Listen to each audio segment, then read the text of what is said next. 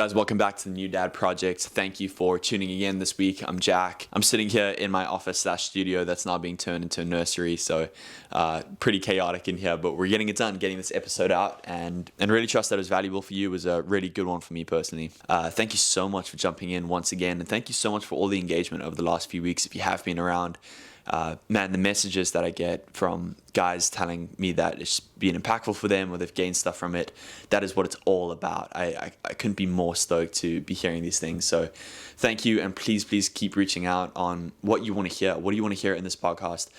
What topics do you want focused on, and who do you want on the podcast? Let me know. Today is our first episode when we have not one but two guests. It's a dad and a son duo. These guys are awesome. It's Dexter and it's JJ Williams. Both of these guys are pillars in my community. If you live in Moorhead, you know who these guys are. And it was really amazing to get the opportunity to ask a father and son questions about their own relationship. That was a really interesting dynamic. And man, we cover a bunch of really cool topics, but without any further ado, let's get into this.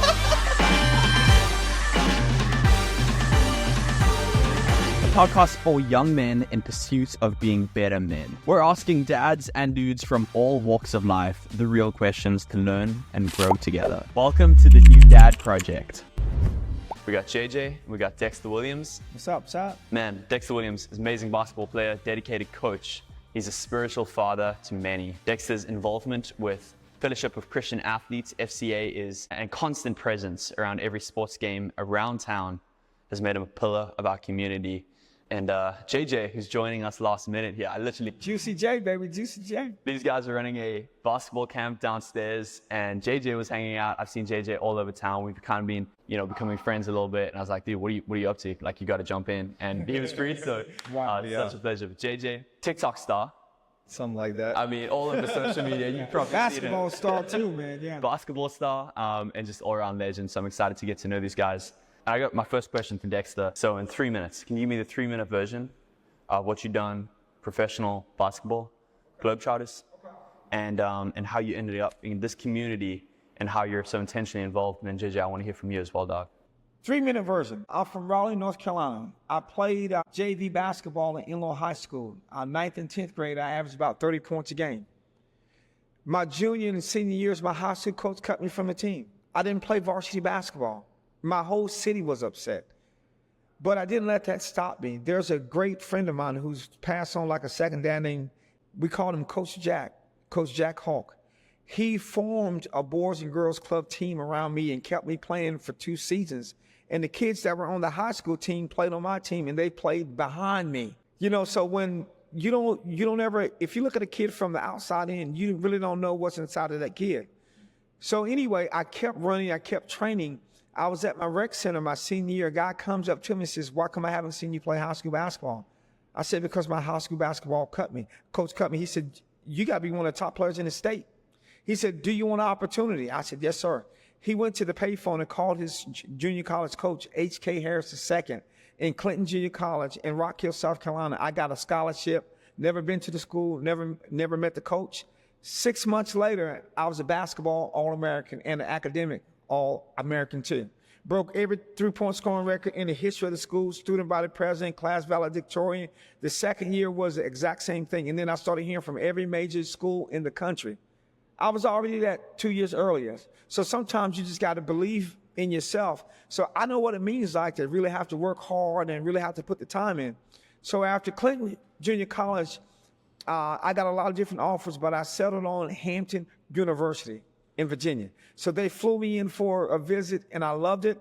Coach Malcolm Zeke Avery, I broke every 3-point scoring record in the history of the school at 5'10", coming off the bench. And then that was great. And all along, I had 3 current Globetrotters that lived in Raleigh. So when they came home, we would practice. By the time I got out of college, they had already taught me everything. So I was coming up with new stuff. So what ended up... Just for like those who don't know, what are Globetrotters? Okay. The Globetrotter is one of the guys that are picked that can do all the fancy drills, from dribbling, dunking, spinning, and doing all of those things. Well, I'd already got my training from those guys, so I sent out 2 videos. A video to the main team and then a video to the older guys, who were the legends. They're the best of the best. I beat out 5,000 people for one spot, and I traveled with the old guys for 3 years, learned all the ropes. That's crazy. And then from there, I traveled with those guys for 3 years, and then I was still traveling with Christian All-Star teams. Then I started my own shows that have taken me all around the world. I've been in 27 countries. I perform for everybody from Michael Jordan, the list goes on and on and on. But this is this little kid's dream from Raleigh that didn't give up on himself. And when you put God first and trust him, those are the doors that open. And now we have these summer basketball camps. And my kids work my camps. All 4 sons have come up through the camps. And I realize that when you pour into these kids, you have to see them from the inside out, not the outside in, because you never know who's going to do what. Thanks for sharing that story, man. JJ, what do you most respect about your dad? That's a great question. I'd probably have to say just his work ethic that he kind of instilled in all of us. He doesn't party, he doesn't drink, he doesn't do anything. He just does his job and gives it all. And it's just a joy to just see everybody, including my brothers, go into their career pathway with the work ethic that's been instilled with them and just try and climb the ranks and do their best. It's cool, man. Tell me your story, JJ. I'm from Morehead City, North Carolina. Pretty much my whole life. I was in the basketball gym here at the Sports Center just working on my game. And it was great until about, I think, my junior year. I mean, I've always loved to dance and stuff. I've always been kind of, not necessarily obsessed, but I've liked seeing internet personalities. I always think I could have been one. So I just decided to start like dancing on Snapchat for fun. I'd start dance battling people on Snapchat. Keep in mind, I was trash, but like I was just having fun with it, which led to the next summer where one of our friends just told us to try out TikTok, which I thought it was really stupid at first. I was like, Yep. trying out TikTok. Yeah. But me and my little brother Josh, decided to just hop on it. I think it was a month before my senior year started. Kind of like a competition to see who could blow up first. And whoever had the first viral video, we just start posting on that account and just keep going with that. He ended up blowing up first, so we started his account, started posting. We got to school, and we had like a little bit of clout, but then we decided to add 2 more people, and from then on, we just made videos every day and kind of build a traction. While it's happening, I'm still playing basketball. I could see myself, like I had good interest from schools. I had some D2 schools I could have went to. I really wanted to go D1. It's a crazy mindset once you're kind of out of the whole school experience. Like there's a lot of great players just across the board. But at that time I was just focused on Division I, and I decided to go JUCO with that. We played a year there, went to the national championship. It was a great experience, but at that time I had like 1 million followers on TikTok, and I convinced my parents to just kind of let me try and do that, explore and travel places. After seeing my little brother do what he did with his modeling situation in New York, they were more comfortable with it. Like the years before they weren't, but ever since then, they've just kind of been pushing me to do what I can and keep growing. And the thing about it too is that we didn't know much about TikTok. And to us, it was foreign, it was strange. So coming from a mom and dad's point of view, once you see that this is something that your kids want to do, we thought it was kind of silly at first, but then it really kind of took off. So we had to, being parents, you have to adjust to what God has given your kids, what's inside of your kids, you know? And with when JJ is a phenomenal player. You know, he's still got 4 full years of college now, and people still asking him all the time. Maybe he will, maybe he won't, but this is part of his passion. So as parents, we had to understand that and let him go for it, man, and give him that freedom to just take off with it, you know? And once we understood that, one thing about us, we want our kids to maximize whatever God has called them to. Sometimes, you know, God won't show the parents everything that the kids want to do, but they started taking off from this thing, man, and they started doing really, really well with it. And then from this TikTok, his baby brother, Josh, is now one of the top models in the world. Yeah, he did get off of that. You know, and TikTok started right downstairs. So, and plus, this was a time when COVID hit, so this could give these guys a chance to feel normal, man. You know, school is messed up. You can't travel around a lot. So this was something that kept them going. So I'm super proud of JJ because, you know, JJ's on this grind, and of course he's working it, man. He's multi-talented, even from working on camps. He's at the level now that he could start his own camps. He could do his own thing. You know, so just understanding as a dad, there may be a way that you see your kid going, but if they make a couple of turns and do little things, that's part of the process. What are you most proud of JJ about? JJ can do it all, man. JJ can do it all. JJ has been a leader pretty much his whole life. JJ was doing halftime shows with me when he was 5. What? With 2 balls, yeah. We got pictures and videos of JJ doing it. I think the thing that came along, basketball, he worked so hard at it that it came to, I mean, JJ crushes it. You know, he's a leader. As you can tell, he's a leader on the court. He's a leader in everything that he does. And he's kind of like a point guard in life, not just basketball. So he knows how to get the kids in the right directions. He knows how to encourage them. One great thing about JJ, when JJ went to private school away, but he wanted to come back home and win a championship for this city, JJ was the MVP on the varsity team as a sophomore, but he rolled up with the JV guys. He sat on the bench with the JV guys. He didn't say, man, I'm a varsity guy. You know, you're looking at a guy, 2-time player of the year, 3-time all-region, all-conference, all-district, everything. He's the one that helped to lead West Carteret to back-to-back conference championships in over 35 years. You know, so that's the kind of quality and character that he's at. He doesn't have anybody sway him from his own style. I used to keep that haircut close, almost as close as mine. But now, yeah, and so now he has created his own unique identity, which is separate from our other 3 sons. We got 4 sons. We got twins, Ashley and Aaron that are 29. Then we got JJ, who's 22. Then Josh, who's 21. So as a dad, you have to let your child develop their own personality, you know? So, and sometimes too, standing in my shadows as who I am, they think that my kids are going to be that way. Well, my kids have totally different personalities. They're well-spoken, they're well-versed, but they're not outgoing like me, you know? But they still reach people and bless people in a lot of ways.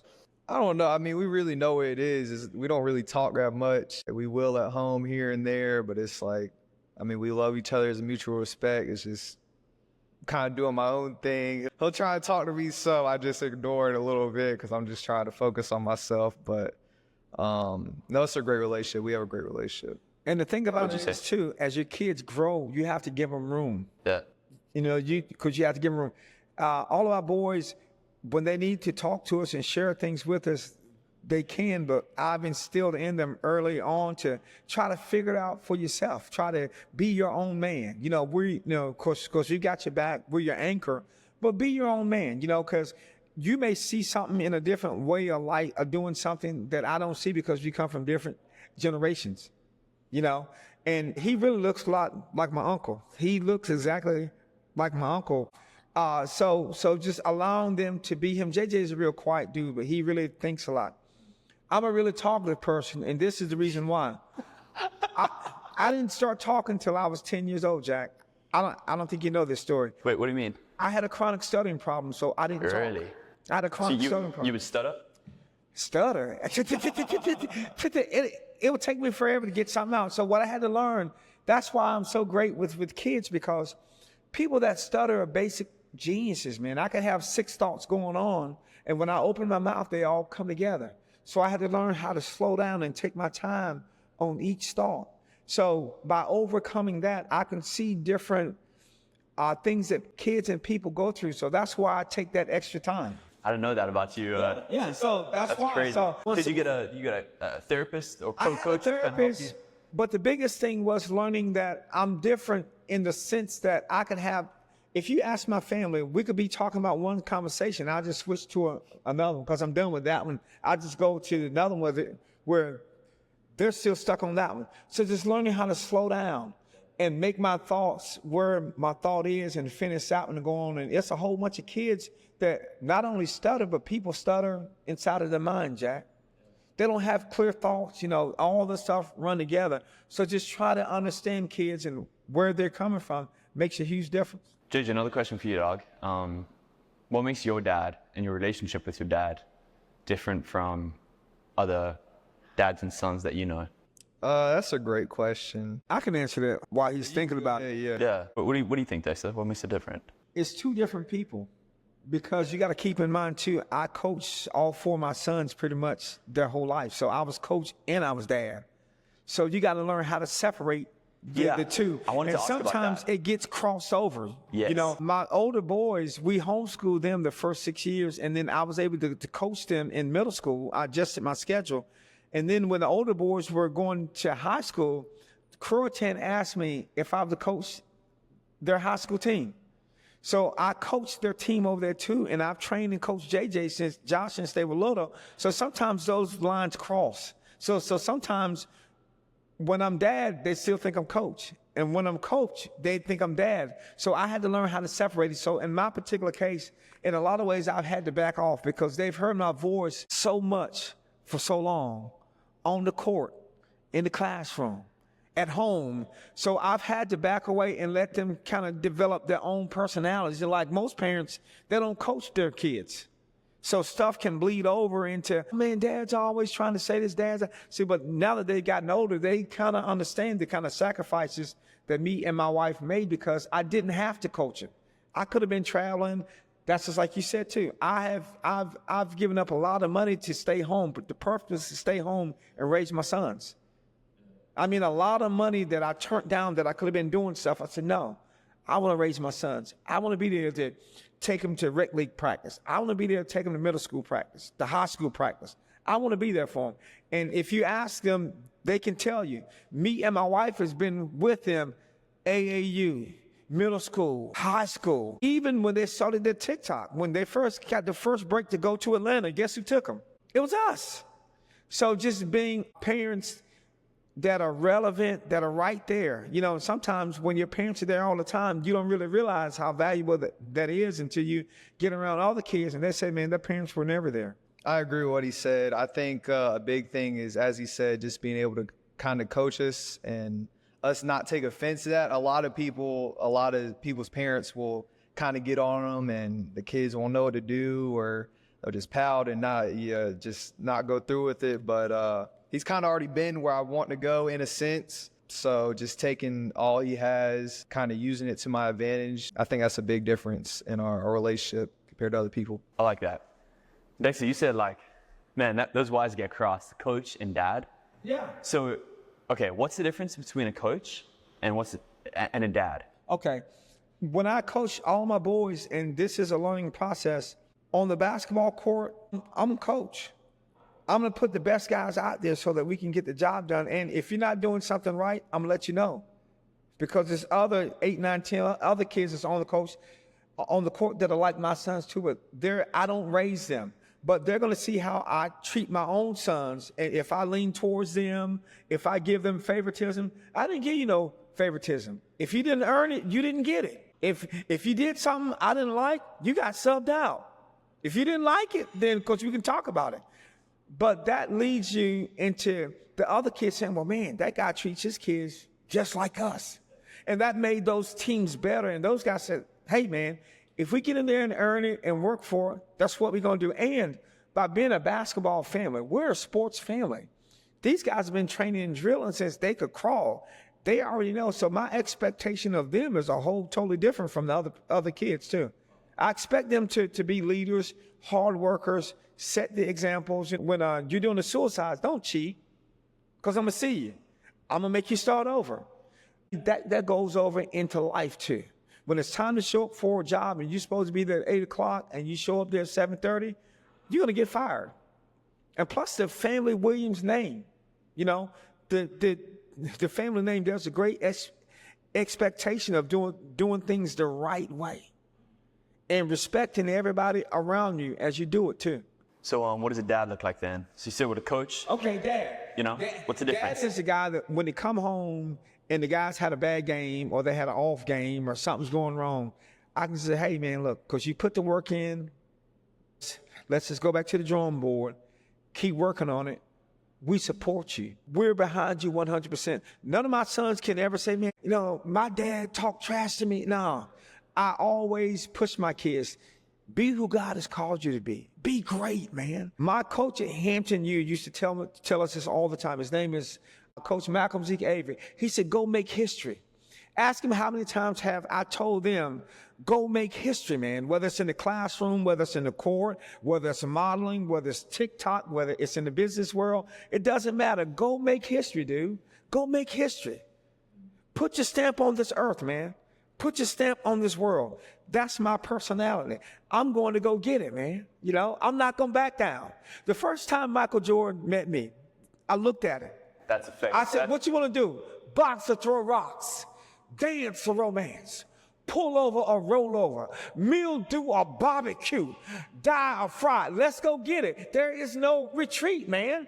You got to go for what's yours. And that's what I put into all of them in different ways. Let's go get it. Let's eat. You on the volleyball court. That's why I love how your team plays. You guys have been an underdog for 3 years. But listen, you guys have beaten a lot of teams, man. Because look, when they play against y'all, they know that they can't play around. And if they take it easy, they're going to get some L's, man. That's true. You got me fired up. You're a coach right now. Yeah. Man, like JJ, what was that transition like for you? Like, I'm sure, I mean, you're out there in the court and you just have a bad day or you didn't put the work in and coach is mad, right? Like, coach got to be coach. What does that transition look like? Like, they'll jump in the car and drive home and then get home. Like, you know, was that weird for you growing up? Like, are you dad or are you coach right now? Or like you were coach, but now you're being dad, or you're dad 5 minutes ago and now we're like. Nah, it's all understood. I mean, at some point, you're like, okay, it's what he does. So listen and keep working, regardless if you have a bad game or not. Or tell me about the way that like your wife helps I impact mean, that dynamic. Shannon's awesome. Shannon is another part of Team Williams where lots of times when the boys thought that I was too hard on them, Mom would come along and kind of talk to them because she's a great athlete herself. Yeah, she is. But when I'm competing and when we're putting that hard time in, I want to see these guys play at the highest level and execute at the highest level that I think that they can. So when I'm pushing them, I'm not pushing them for me. I'm pushing them for them to be as great as you can be in anything that you do. So there were a lot of moments where my wife might have thought, well, you were kind of hard on JJ or Ashley, but even Josh. But I think the older boys kind of helped the younger boys because when they were stars in middle school and high school, they were running around seeing them, watching them. So they were at all the practices. You know, this basketball family. So they're at all the practice. They're at all the AAU games. They're at all the stuff. So even when the twins were in college playing at Western, JJ didn't even go to a lot of the games because he got tired of traveling 8 hours one way. You know, just to go watch them play. That's a lot, man. And we did that for 4 years, dude. Whether they played or didn't play, whether they were injured, they played at Western Carolina. So we would load up and drive 8 hours one way. That's crazy. For 4 years. And the same thing with JJ and even with Josh, following everything that they do. So Shannon was excellent at it, and she's great. She's great at talking to them and letting them see it from my perspective, and also she understands theirs, and then she come and talk to me so that I could get some understanding from what they're coming from. So a middleman. She's a middleman because my personality is attack. You know, coming from how I came from, nobody gave me a chance. I had a few people with me in my corner, so you know I'm going to get it, man. You know, and then so understanding that it made a huge difference. And this is a team family. This is a team ministry. So just understanding that sometimes when I would come home after practice, I didn't talk to them for 4 or 5 hours. They didn't talk because they had to decompress. We're in the same house, dude. You know, and then when basketball and sports is a huge part of what your family does, you got to have things that you do that's outside of that. So what'd you guys do? I don't know what they did, but God, Wouldn't do it together. Yeah. I do it all I see what you're saying. Yeah, That's the point. Just do other stuff. Have your other friends. And I think with JJ and Josh, TikTok was a good thing for them to go do other stuff, and they had their friends. And then think about it too.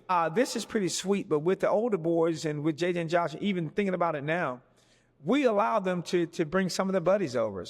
On any given weekend, it'd be 12 kids there. They out playing ball or hanging out or eating pizza, you know, just doing kid stuff, man. So as a dad, you want your kid to be a kid as long as they can. Don't try to rush them to grow up. Let them be kids, man. Let them enjoy those things. Let them enjoy those moments where they're having bad days and they come and they cry. They're trying to figure things out.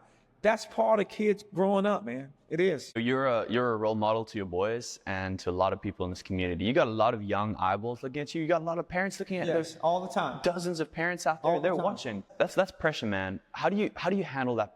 Well, it's not pressure to me because this is what I was born for. God has put me in this role, just like JJ said. Even So you're just being you. Yeah. Even in high school and college, I was that kid that never wanted to drink, never wanted to smoke, not because I couldn't, but because I didn't want to. I really realized that I'm laser focused and that every opportunity is an opportunity to show kindness to somebody.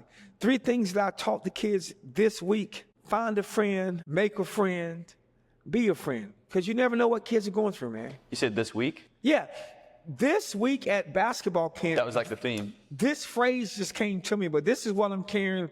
This is what I've done and really didn't know it.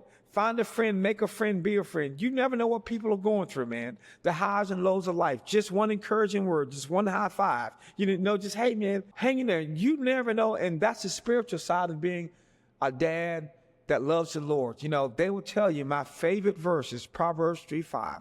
Trust in the Lord with all your heart. Lean not to your own understanding, but in all your ways acknowledge him, and he will direct your path. God tells us that our kids are like arrows, and our job is to find out what they can do, the gifts that he's given them, try to shoot them in that direction.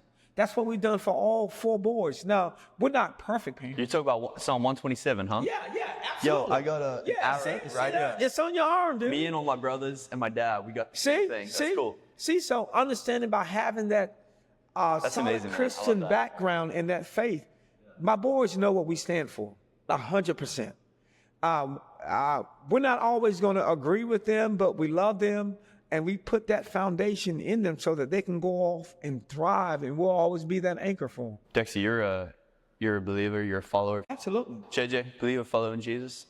I mean, what was that like growing up? How did you, with all your boys, I'm sure they're all in different journeys, and I mean, tell me, man, like, being a dad, I want my kid to know and love Jesus. Right. I know and love Jesus, but that's every man's got to make that decision for himself, of course. So how have you helped introduce your kids to who Jesus is and how to live that out without being overboard, Right. you know, without, Right. you know, putting in rules that harm them, Right. while still being a dad, while still giving them guidelines, Right. I can give you a great slant on it. You have to bring some things in and let some things go. Meaning that all 4 sons have seen me and my wife walk it out.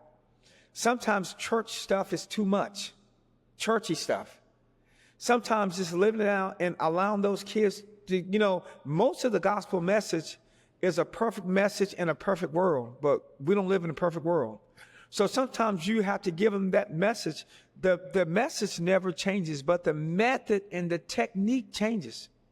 The kids that, the parents that went to school in the 50s, 60s, and 70s is totally different from what these kids go through now. It's a whole bunch of different pressures. It's a whole bunch of different things. So allowing them to express themselves and see Christ from their generation, from their point of view. And that's probably one of the biggest things that me and my wife has had to learn, because sometimes kids can record stuff by going to church, and they're in church, and that's a good thing, but their interpretation of it gets mixed up, and they kind of get it mixed up for a while, and they don't want anything to do with church. Exactly. But It it's happens not all the about time. church, it's about Christ.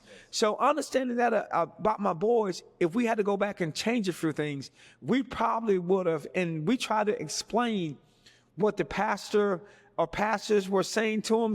Sometimes it was clear and sometimes it wasn't, but they got enough of the basic information that they can build on that and start that following with Christ. And then by seeing me, I'm not perfect, but they know that their mom and dad love the Lord, and they are going to try to do what's right and try to lead them, guide them in the right way. JJ, don't mind me asking, man, what was something helpful that your parents did? What was something maybe unhelpful that your parents did?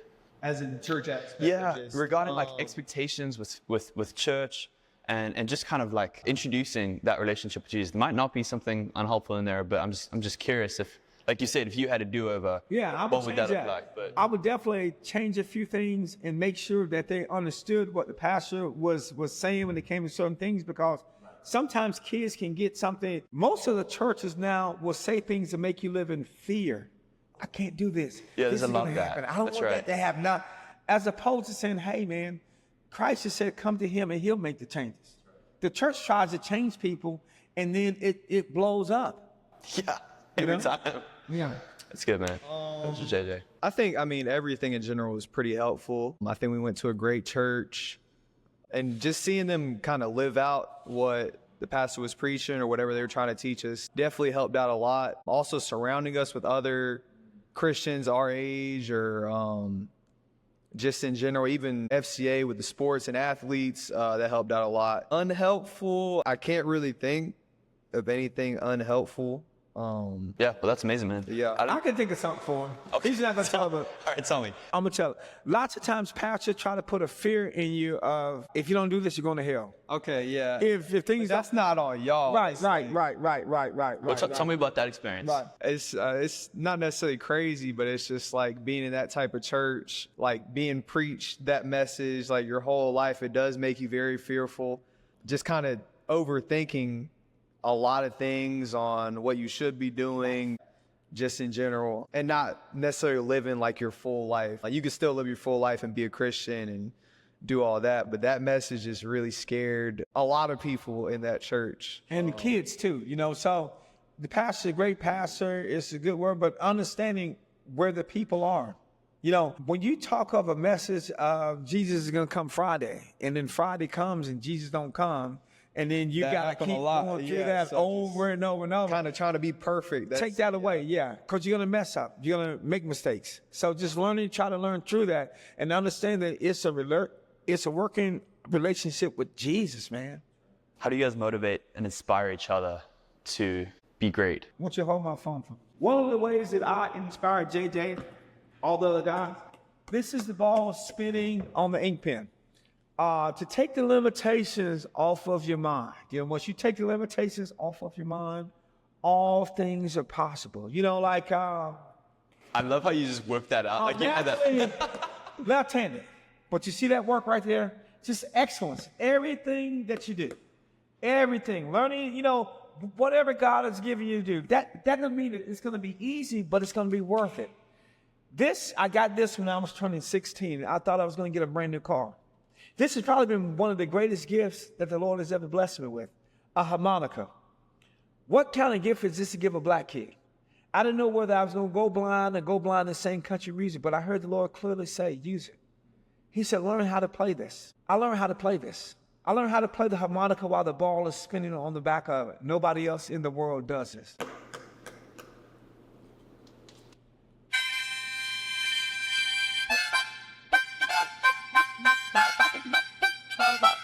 So getting back to it, teaching my kids to go past their limitations. bingo card for this. Yeah, see, teaching my kids to go past their limitations.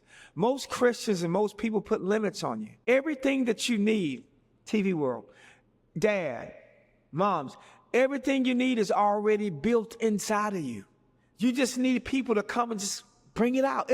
It's already there. Now you may have to craft it, you may have to use sculpture in it, but everything that I've ever needed was already on the inside of me. So that's what's going to make a dad great. And I didn't know that your wife was pregnant until a couple of days ago. She came down the hall and I said, sweet Jesus, mother of God. I didn't know that you guys were having a baby. So this is what makes these things awesome. And being real with your kids, being real and honest at the level that they can handle it. Parents don't always get it right. But the good parents always want the very best for the kids, but that won't always happen. Life happens. Situations happen.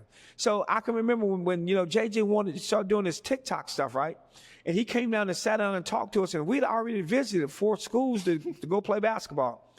JJ's not a real emotional guy. JJ is like a piece of ice in a forest fire. We had that conversation, and we sat down and I have to apologize to him again because he was so adamant and passionate about doing his TikTok stuff, and we just kind of laughed it off. Oh man, that's nothing but we didn't know. And so as parents, sometimes you really got to take a step back and listen to what your kids are saying. And now this TikTok thing has been something really good for him and his brother. So we don't always have the right answers. We don't always know. So as parents, sometimes you got to be in that position to say, man, I'm sorry. We don't always get it right. But once we understood his passion for it, and at the time we didn't really know, but that really hurt him in a sense because we've always pushed him in everything. And this was something out of the box for our family. But once we understood it and we got behind it and we pushed it. So parents won't always get it right. But once you see something that your child is passionate about, push them in it, man. Especially if it's something positive, if it's something building up other people and moving in the right direction, man. And that's tough because sometimes kids can take things to their parents and the parents kind of blow it off and they can crush those kids, man. It can crush them. You feel supported by your parents? Yeah, I do now. Back then it's understandable. Like I played basketball like 18 years of my life. I'm always working at the gym. To kind of blow it or give it all up for something you just started, it does sound stupid, and I do get where they're coming from, but I didn't have anybody in my corner except one of the twin brothers. Everybody else just kind of pushed it off. Even my little brother, he didn't want to make any videos with me. I tried to have to pay him. He still wouldn't make videos with me. This was during all the COVID era. I forced on my brothers into doing TikToks with me as well. And so one of the twin brothers just told me I'm gonna have to show him, and a couple weeks later, we just went viral off a video and just kind of kept going with that. Now, I wanted to drop out of school there and not even go to college, but I told them I'd play for at least one more year. So I decided to go JUCO, and while that, just kind of keep my TikTok going and just kind of set it up for when I get out. Yeah. But you feel supported now? Yes.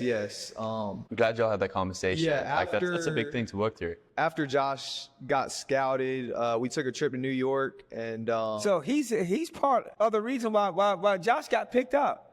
Yeah. Because Josh didn't want to do the TikTok stuff, and then he started doing it with him. And then there's a guy from England that started calling us saying, we think Josh could be a model. I said, well, all four of our sons could. And we dismissed it, and the guy kept calling.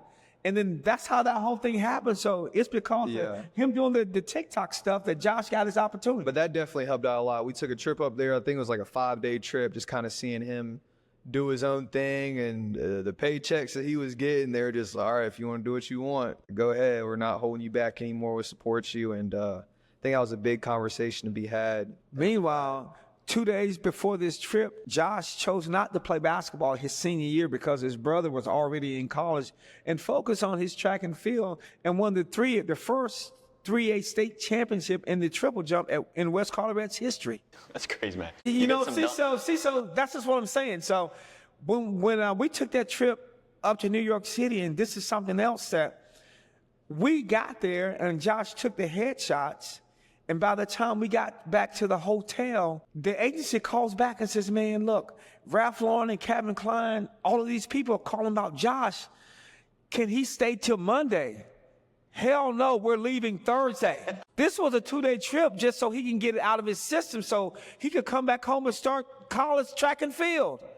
So we had to pray about it, and we left Josh with the agency till that Monday, and he got the job. We don't leave our kids places, especially not the Big Apple. So when things are happening like that, and this is another thing too, with parents, you may have to make some quick decisions that you prayed about for years. When doors and opportunities open, you can't hold your kids back from it. I would rather you go for it and fail and get up and keep going than to not go through that door. And that's a big thing, man. And my wife is very protective over our family, extremely protective over our family. And for us to leave our baby boy up there, JJ didn't stay with her. He was there by himself. And he got that job that Monday, and the rest is history, man. So it's a scary road for parents too. But just like God's word says, God didn't give us a spirit of fear, but of love, power, and a sound mind. If this is what God wants, this is the door that he's opening, let's go get it. Yeah. I mean, that's another thing too. I mean, you don't know any models from here. I certainly don't know any models from this area. I'm just kind of seeing people going like different, I guess you could say, ventures or areas of life where the normal people wouldn't be able to go. That was just a great opportunity to push them instead of kind of hold him back and kind of force him to go to college, because he was good at triple jump, but I mean, he had scholarships. We'd already banked on no, but when that happened, we're like, dude. So, life is always going to throw some turns and curves for you, but they've all been good.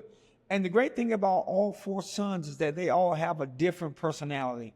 I don't want them to be like me. And also coming up in my shadow, everybody knows me. Da da da da da da da da da. That can get kind of old too, because everybody knows me, so everybody knows them. So there's really, when we get home or when we do private things, that's really the turnoff time where they don't have to always be watching. It's like being the famous parents' kids like Michael Jordan or people like that. People are always gonna watch you even when you don't see them. My dad was a pastor. Yeah, so I know all about them. Right. A lot of people watch it. Right, all the time. So just them being comfortable in their own skin and learning how to be who they are and have their own style and have their own swag is pretty sweet. That's pretty sweet, man. I've got 2 more questions. Staying at home to raise sons. You made a sacrifice at some points in your life. Big sacrifice, man. Yeah, tell me about that. Why did you make that sacrifice? Because I had a lot of famous friends that traveled all around the world, and they gave their kids things and money, but they didn't give them and time. And so now it's coming back to bite them. I've got friends who's got everything, but now the kids are upset because they want their parents there. And another good thing too, when I was growing up, my father was a fire captain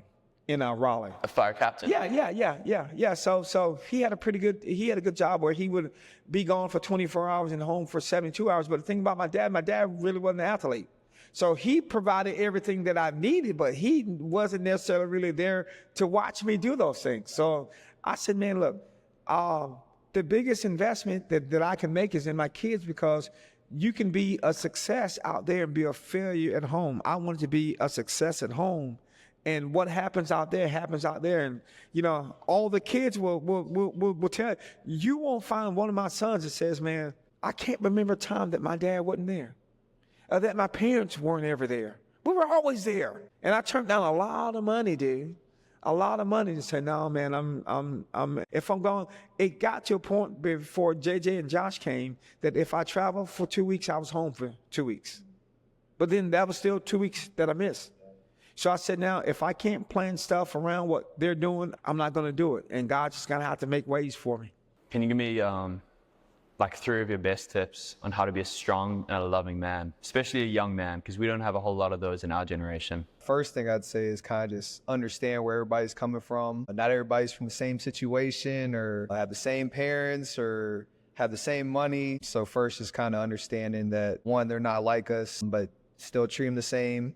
That's a big thing. Number 2, I'd say kind of try and be like Christ. I mean, obviously you can't, but just try and love everybody that you can. Even if they don't love you back, it's hard sometimes, but just to kind of show them what they're missing. And number 3, I might need some help on this. Okay. What was the question again? 3 things. With 3 things. Yeah. 3 things to be a strong and loving man. JJ is good at, you got to find other people that are going the way that you want to go. You don't have to take everything from them. Like growing up as a kid, from my neighborhood, this is crazy, but I had about 30 college scholarship athlete players come from my neighborhood. But they all brought something different. They go to South Carolina, NC State, Wake Forest. Someone was in the water. One day, I would take a sock from Danny Young that played at Wake Forest. Another day, I would take a sock from Gerald Peacock that played in South Carolina. Another day, if Anthony Baker or Gerald Baker left a jersey, I would take his jersey home and not wear it. Steal. That's what he left. And then another day, it was an armband. So meaning, take different things off of people from their personality or their talent sets, different qualities and traits that they have, but make it your own. I like that. All right, so that's number 1. Hit me with 2 more. You still owe me 1 more. Yeah. Second one, my greatest commandment, and my sons will tell you, love God and love people. Treat people the way you want to be treated.